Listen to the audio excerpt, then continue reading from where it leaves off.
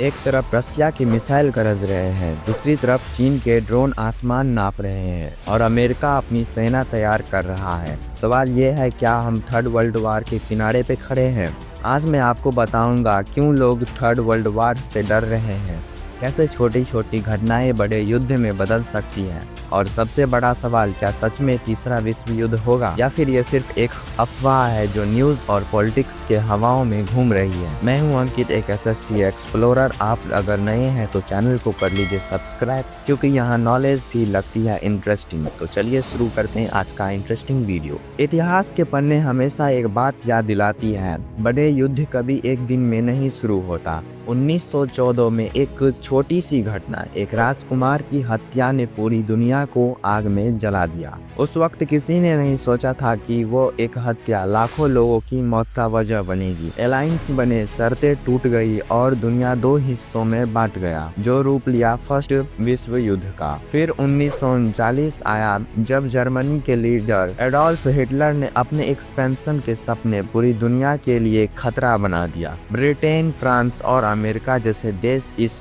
जंग में कूद पड़े और दूसरा विश्व युद्ध हुआ, जिसमें 7 करोड़ से ज्यादा लोग अपनी जान गंवा बैठे। ये दोनों वॉर्स एक ही बात सिखाती है दोस्तों, जब अहंकार, अलायंस, मिसकम्युनिकेशन एक साथ मिलती है तो दुनिया दोबारा बर्बाद होती है, दूसरे विश्व युद्ध के रूप में। आज की समय को देखें तो आज भी तस्वीर कुछ अलग नहीं लगती। रसिया और यूक्रेन के बीच जंग जारी है, हर दिन नया शहर तबाह हो रहा है और दुनिया के सुपर पावर एक दूसरे को आंख दिखा रहे हैं। अमेरिका और नाटो यूक्रेन को सपोर्ट कर रहे हैं, जबकि रसिया अपनी सीमाओं के पार लड़ने से पीछे नहीं हट रहा है। दूसरी तरफ चीन ताइवान के ऊपर मिलिट्री प्रेशर बढ़ा रहा है। हर हफ्ते नई मिसाइलें टेस्टिंग, नई मिलिट्री एक्सरसाइज, ये सब दुनिया के पावर बैलेंस को हिला रहा है। और अगर हम मिडिल ईस्ट देखते हैं तो ईरान और इजराइल के बीच भी तनाव अपने चरम पर है। दुनिया के कई कोने आज छोटी छोटी आग से जल रहा है, और जब इतने सारे शोले एक साथ भड़कते हैं तो कभी कभी वो एक महाविस्फोट बन जाती है। आज हम सोचे, क्या सच में तीसरा विश्व युद्ध हो सकता है? तो जवाब है हाँ, संभव तो है,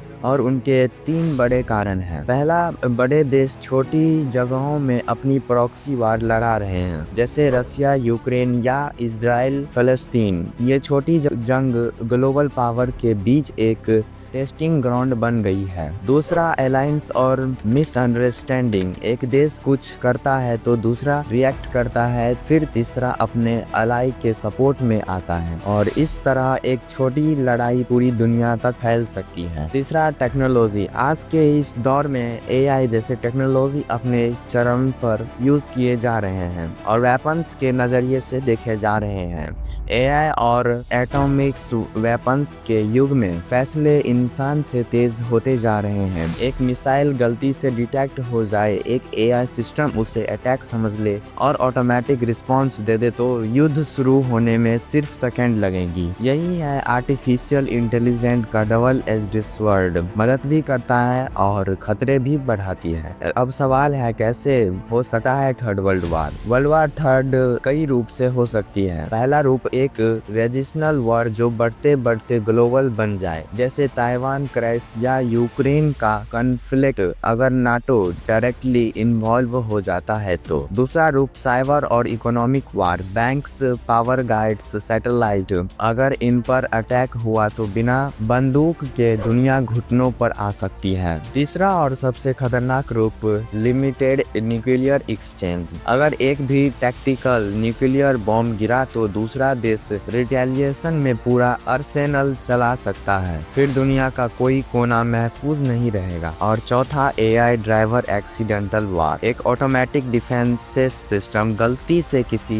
प्लेन को मिसाइल समझ ले और फिर पूरा रिटेलिएशन चेन स्टार्ट हो जाए। ये खतरा सबसे अनएक्सपेक्टेबल है। अगर तीसरा विश्व युद्ध सच में हुआ तो परिणाम इतिहास में सबसे भयानक होगा। न्यूक्लियर हथियारों का इस्तेमाल हवा, पानी, जमीन सब कुछ जहर बना देगा, करोड़ लोग मरेंगे, शहर खाक बन जाएगी और धरती पर जीवन के लिए जगह कम बच जाएगी। इकोनॉमिक टूट जाएगी, खाना और पानी की कमी होगी, ग्लोबल सिस्टम कोलैप्स कर जाएगी। साइंटिस्ट ने इसीलिए डूम्सडे क्लॉक को दुनिया के सबसे बड़े खतरा के सिंबल बना दिया है। और वह गाड़ी जब सिर्फ कुछ सेकंड पे रुकी है, यानी दुनिया अपने अंत के सबसे नजदीक पहुंच चुकी है। एक सवाल है, तब क्या इंडिया इस युद्ध का हिस्सा बनेगा? इंडिया के लिए सिचुएशन थोड़ी अलग है। इंडिया अभी तक एक बैलेंस पोजीशन रखा है। रसिया के साथ दोस्ती भी है, अमेरिका और यूरोप के साथ समझौता भी, लेकिन एक चांस है इंडिया के इन्वॉल्व होने का। हाल ही में हमने एक पाकिस्तान के विरुद्ध ऑपरेशन सिंदूर लॉन्च किया, इसीलिए डायरेक्ट वार में कूदने का चांस कम है, लेकिन अगर युद्ध हुआ तो उसके प्रभाव से बचना मुश्किल है। तेल के दाम बढ़ेंगे, इकोनॉमी पर प्रेशर बढ़ेगा और दुनिया के मार्केट भी हिल जाएगी, यानी बिना लड़े भी इंडिया को असर जरूर महसूस होगा। अब सवाल करते हैं, क्या थर्ड वर्ल्ड वार होगा या नहीं? इस सवाल का सीधा जवाब हाँ, खतरा है, पर फिलहाल दुनिया के लीडर्स इतना जानती है कि एक और ग्लोबल वार का मतलब है सबका खात्मा। दुनिया एक देश एक दूसरे के साथ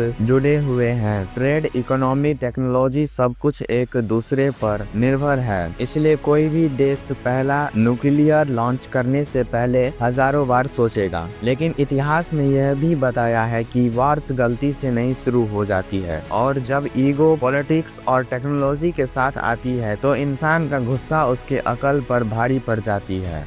इन सब बातों से हमें एक बात पता चलती है कि तीसरा विश्व युद्ध का खतरा सच है, लेकिन उससे बचने का रास्ता भी है। शांति तभी बने रहेगी जब देश अपने फैसले समझ कर लेगा और आम लोग समझदारी से सोचे। यह समय है समझदारी और अवेयरनेस का, ना कि अफवाह और प्रोपेगेंडा का। अगर वीडियो अच्छा लगा हो तो लाइक जरूर कर दीजिएगा और SST एक्सप्लोरर को सब्सक्राइब कर लीजिए, क्योंकि यहाँ नॉलेज भी इंटरेस्टिंग लगती है। Thanks for watching.